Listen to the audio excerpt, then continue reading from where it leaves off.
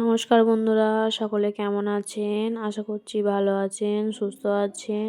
আমরাও সকলে ভালো আছি। ভিডিওটি এখন থেকে শুরু করলাম। সকালবেলা চলে এসেছি ঘরটা ভালো করে মুছতে। বাইরেগুলো মোছা হয়ে গেছে, তারপরে আমার ঘরটা মুছে নিচ্ছি। আমার ঘরটা লাস্টেই মুছছি, কারণ সন্দীপ ঘুমোচ্ছে। একটু দেরি করে মুছছি, কারণ আমাকে দেখতে পেলে উঠে বাইরে চলে আসবে। ওই জন্য বাইরেগুলো আগে মুছে নিয়েছি, তারপরে মায়ের ঘরটা মুছেছি, তারপরে এই ঘরটা মুছে চলে এসেছি। চেয়ারে জামা কাপড়গুলো অনেক হয়ে গেছে, ভাবছি আজকে এক্ষুনি ভাঁজ করে নেবো। তো ঘরটা মুছে নিয়ে আগে মুছে নিয়ে তারপর সন্দীপকে রেডি করে দেবো, তারপর জামা কাপড়গুলো ভাঁজ করে নেবো। এই দেখুন জামা কাপড়গুলো ভাঁজ করে নিচ্ছি। এইগুলো মানে রোজেরই পরা হচ্ছে, একটু কেচে রেখেছিলাম, মানে ভাঁজ করার সময় হচ্ছে না, তো আজকে ভাবলাম যে ভাঁজটা করে রাখি। জামা কাপড়গুলো ভাঁজ করে রাখছি। তো তারপরে আবার রান্না করতে হবে। তো সন্দীপের বাবা বাজার গেছে, মানে আজকে একটু আদা রসুন পেঁয়াজটা ফুরিয়ে গেছে, তাই জন্য মানে বাজার গেছে আনতে। তো এই আসলেই রান্না চাপাবো। তার আগে তো বাবুকে তো স্কুলে দিয়ে আসতে হবে, নাহলে বাবুর দেরি হয়ে যাবে। বাবুকে স্কুলে পাঠিয়ে দিয়ে তারপর রান্না বসাবো। জামা কাপড়গুলো এখানে ভাঁজ করছি, আর উনানে ভাতটা বসিয়ে রেখে এসেছি। মানে গরম ভাতটা হয়ে গেলে আমি বাবুকে খাইয়ে স্কুলে পাঠাবো, তারপরে বাবুকে স্কুলে দিয়ে এসে রান্না বসাবো। তো বাবুকে তো স্কুলে দিয়ে চলে এসেছি, আর সন্দীপের বাবা বাজার করে নিয়ে চলে এসেছে।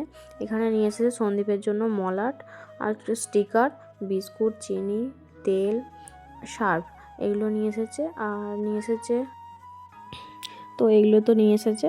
আর নিয়ে এসেছে আদা রসুন পেঁয়াজ আর ফুলকপি, বাঁধাকপি। আর এখানে নিয়ে এসেছে দুটো আপেল নিয়ে এসেছে, আর চারটে কলা নিয়ে এসেছে, বাবুর জন্য ফল নিয়ে এসেছে।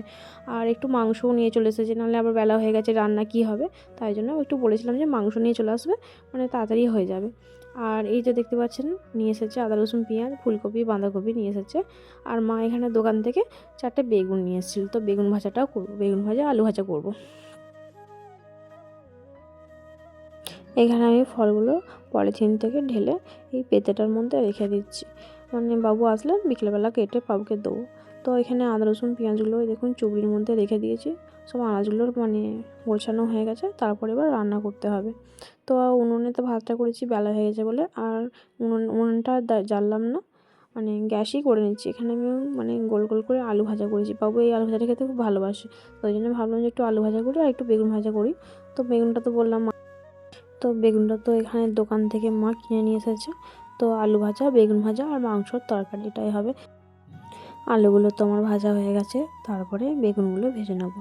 তো এখানে বেগুন মানে এগুলো ভাজা হবে, আঁচটা কমিয়ে রেখে আমি আবার উনুনে মানে মাটির দুয়ারে যাব মাংসর আলুগুলো কাটতে। ওইগুলো ওখানে মানে ভিডিওটা আর করিনি, মানে আমি এখানে একটা করে আনাজ ভাজছি, আর ওখানে আদা রসুন পেঁয়াজ কাটা বাটা, তারপরে কোটা, ওগুলো সব করে নিচ্ছি ওইদিকে। তো মানে তাড়াতাড়ি করেই করছি। দেখুন আমি বেগুনগুলো এখন ভাজছি, মানে বেশি ভাজিনি, অল্প করেই ভেজেছি। মানে আলুটা ভাজার পর বেগুনগুলো ভাজা হচ্ছে, বেগুনটা ভাজা হলে তারপরে মাংস আলুটা ভেজে নেব। তো এই দেখুন আমার বেগুনগুলো অর্ধেক দিয়েছি, আর অর্ধেক দেওয়া হয়নি, পেটের মধ্যে আছে। আর এখানে মাংসটা আমি কেটে মানে কাটাই ছিল, ভালো করে ধুয়ে এখানে পেটের মধ্যে রেখে দিয়েছি। তো এই দেখুন আমার বেগুন ভাজাটা হয়ে যাওয়ার পর আলুগুলো ভেজেছি, আলুগুলো ভাজা হয়ে গেছে। তারপর এবার কাঁচা লঙ্কা, রসুন, তেজপাতা এইসব কিছু দিয়ে দিয়ে এবার ভাজা ভাজা করব। তারপর একটু ভাজা ভাজা হয়ে গেলে এবার পেঁয়াজটা ভাজবো।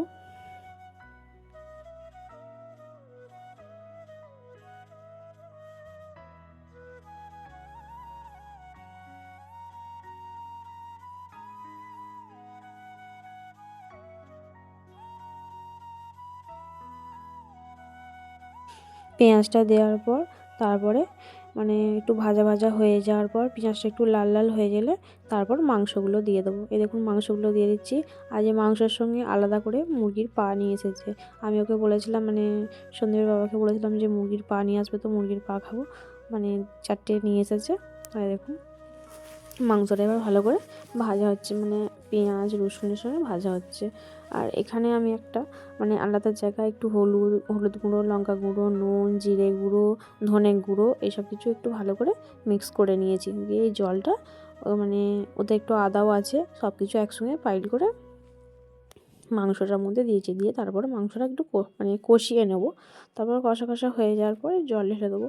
তো জল ঢালার আগে আলু দেবো। আলু দিয়ে যেহেতু মাংসটা হবে, আলু না দিলে মাংস তরকারি অতটা ভালো লাগে না। তো আমাদের বাড়িতে মাংস হলে তো আলু দিতেই হবে, আমাদের মাংসতে আলু নাহলে হবে না। তো এই দেখুন মাংসটা আলু দিয়েছি, এবার মাংসটা আমার হয়েই গেছে, এবার নামিয়ে নেবো। মানে কষানোর সময় আলু সিদ্ধ হয়ে গেছে। তো এই দেখুন আমার মাংসটা হয়ে গেছে। এবার আমি এখানে মাংস তরকারি করছি, বাবু এখানে রান্নাটা আমার শেষ হয়ে গেছে। এবার সন্দীপকে ওর বাবা আনতে গেছে, স্কুলের ছুটি হওয়ার সময় হয়ে গেছে, আমি আর যাব না, ওর বাবাই আনতে গেছে। তো সন্দীপকে নিয়ে আসলে এবার সবার খাওয়া হবে, সবাই মিলে খেতে বসা হবে। তো ভিডিওটা এইখানেই শেষ করলাম, দেখা হচ্ছে পরের একটি ভিডিও। ততক্ষণ আপনারা সুস্থ থাকুন, ভালো থাকুন, সাবধানে থাকুন। দেখা হচ্ছে পরের একটি ভিডিও।